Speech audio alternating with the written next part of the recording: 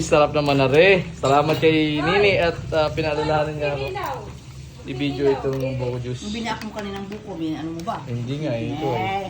Wala nga nag-video sa akin. Ano ba ate Gusto ko nga, sa ganyan puno tayo mag-uha tapos ganito kain ko. Yun nga. Wala nga nag-suporta. Sumamundok dapat sa ganun. Ay, nilagyan ng sugar.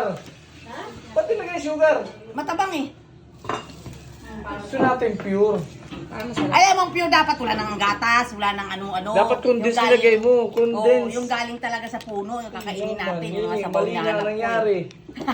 Condense dapat para walang sugar. Condensed milk, hindi. Wala na, nandyan na eh. Tapos naglagay yung sugar, di. Gusto na nga natin dito, eh, fresh.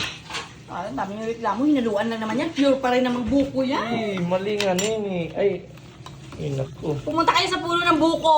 Yun, Hey. doon tayo makain. Yun talaga ang fresh ang quantitas. Kakainin.